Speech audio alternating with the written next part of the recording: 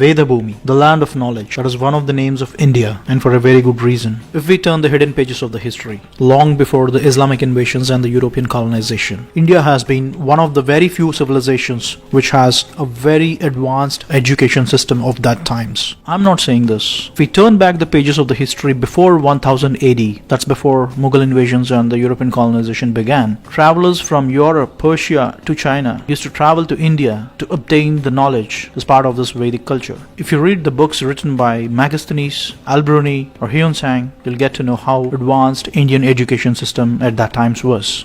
The knowledge of ancient India. It is one of the most comprehensive and complex education systems in the world. In this short video, we try to compile how the ancient Indian education system looked like. The heritage of the ancient Indian education and value system as we know today has been largely preserved by the inscriptions on the temples, manuscripts, and verbally transmitted from a teacher to a student. These are the three main sources from which we have been preserving the Vedic education system till today. Now let's see what they are. For ease of understanding, we have put it this way. There are 6 broad categories of Indian scriptures which hold the entire knowledge system. They are Shruti, Smriti, Purana, Itihasam, Agamam, Siddhantam. And they cover a diverse set of fields of education like mathematics, physics, biology, philosophy, astronomy, health sciences, linguistics, and many other branches of science and technology besides the theological concepts. Starting with the first one, Shruti. Shruti is well known as the Vedas, and there are 4 of them. Rig Veda, Yajurveda, Samaveda, and Atharvana Veda. Rig means praise, a form of expressing the gratitude. It explains about the various hymns praising the elements of nature and cosmos. And the second one is Yajurveda. Yajur means worship. It explains about different procedures of worship of the nature and cosmos. And the third one is Samaveda. Sama means song. It gives a music-driven canonical format to the other Vedas for ease of recitation. The fourth one is Atharvana Veda. Atharva means stable mind. It sets the rules for a steady state daily life activities that needs to be observed in a Vedic culture. All these 4 Vedas are not just like any other 4 ordinary books. You will not understand a word of it unless you are blessed with a guru who can explain to you what each of these mean, and they are highly interconnected with each other. Further down, if we look into any of these 4 Vedas, it has 4 fundamental blocks. Aranyaka, Brahmana, Samhita, Upanishad, supported by 6 external blocks. Siksha, Vyakarana, Chandas, Nirukta, Jyotisha, and Kalpa. We'll keep it very simple, not going into further details. The 4 internal blocks of Aranyaka, Brahmana, Samhita, and Upanishads, they describe the theosophical, philosophical, and physiological anatomy of the cosmos and the nature and the fundamentals of human existence. In simple words, it describes Brahman, which means the ultimate and the supreme power of the existence. And the 6 external blocks, Siksha, Vyakarana, Chandas, Nirukta, Jyotisha, and Kalpa, these are called as Vedangas. They complement the knowledge framework of Vedas with different and intricate specializations each. As you see here, Siksha is study of phonetics, Vyakarana is study of grammar, Chandas is study of linguistic rhythm and prosody, Nirukta is study of etymology, Jyotisha is study of astronomy, and Kalpa is study of rituals. All these 6 are called as Vedangas. And that's how the 4 Vedas are supported by the 6 Vedangas. And that is not all.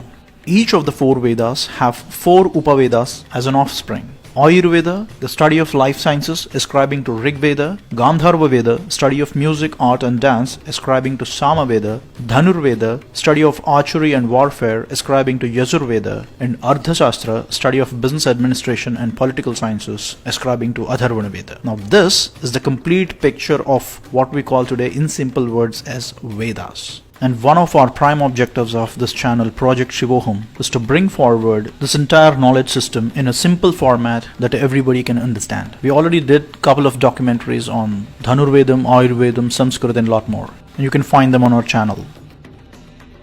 And the next one is Smriti. Smriti is authored by the sages and saints who mastered Shruti, which is the Vedas, and brought in their experiences and revelations. It is much like a thesis that the sages on different branches of studies like theology, philosophy, science, etc. It completely subserves or ascribes to Shruti, which is the final authority.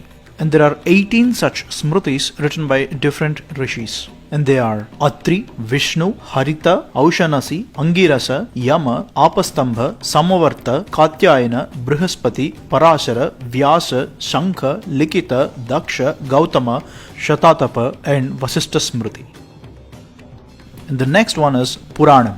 In very simple words, Puranam is nothing but a historical document. Often Puranam is mistaken as a mythology, but the fact of the matter is it's a historical document that has a 10-dimensional feature. And the 10 are, the first one is Sarga, history of creation of cosmos. Second one is Visarga, history of creation of the worlds. Third, Vrupti, history of evolution of the life.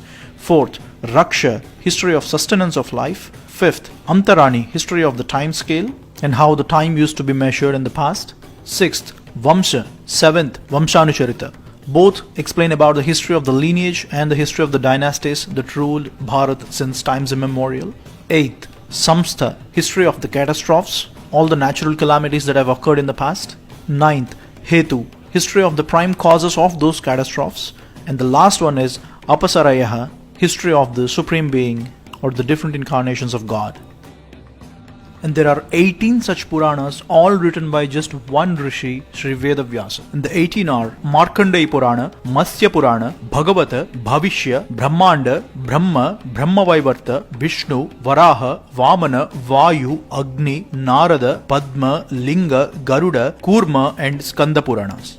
The amount of knowledge in these Puranas is just incredible. For instance, Agni Puranam explains about different varieties of martial arts. We did a short documentary on Dhanurvedam, extracting details from Agni Puranam and Dhanurveda Samhita. You can check out on our channel. The next one in line is Itihasa. Itihasa, the word spells as Itihasa, which means this is how it happened. Of all the scriptures, Itihasas are the one which shaped up the ethos of India as we know today. And there are only two Itihasas, Sri Ramayanam and Mahabharatam. These two scriptures are of the highest order which defined, directed and drive the human values in India since thousands of years. And Bhagavad Gita, which is the epitome of all the sacred scriptures, is an integral part of the grand epic of Mahabharatam. And the next one is Agamas. Agamas are treatises on theology, epistemology and also describes the architectural principles of temple construction. Basically, they are the rule books of how a temple needs to be constructed and the rituals in the temple needs to be organized. All the magnificent grandeur of the Indian temples and the exquisite carvings that we have on the Indian temples. The source code of all that beauty is from Agamas. For instance, Shilpa Shastra, the branch of knowledge which deals with sculpting, is from Agamas. And there are 77 Shakti Agamas, 28 Shiva Agamas and 108 Vishnu Agamas. So wide and so deep. In the last one we have Siddhantam. Siddhantam means principles, a set of principles in different fields of science and technology. These are the most interesting part of the scriptures. For instance, in astronomy itself we have 18 Siddhantas which talks about different details about planetary motions, geometrical principles, trigonometry, calculus, a lot more.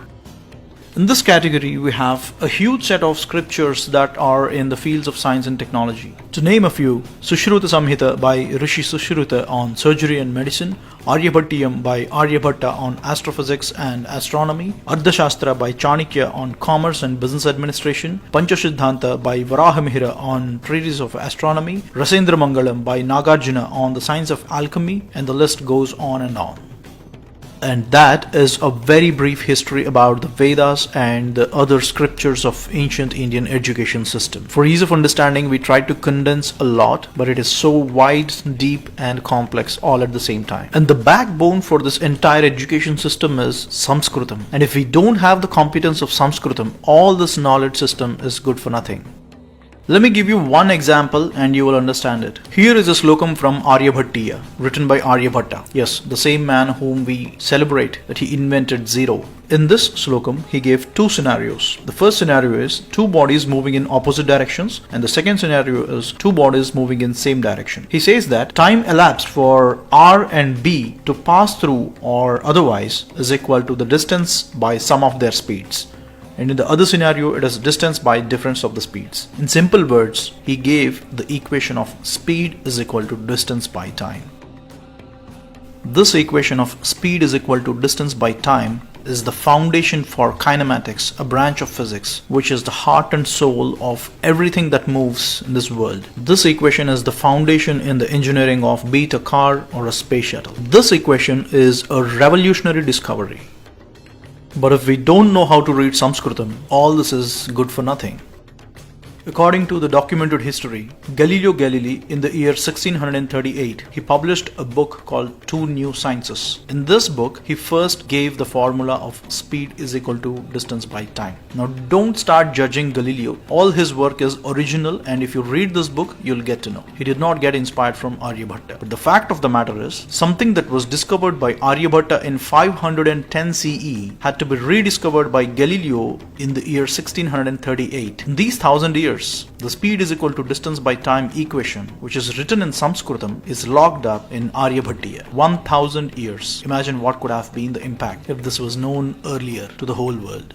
All we know about Aryabhatta is he invented zero, but he has left us a wealth of information. Well, how many such equations and other scientific concepts are hidden in the Indian scriptures, which are written in Sanskritam, waiting to be decoded? Well, I'm not saying that all the great things in this world were invented or discovered by Indians, but all the great things that were done by Indians are not known to the world. And that's why we started Project Shivoham, to bring forward all these kinds of stories. And as always, thanks for watching.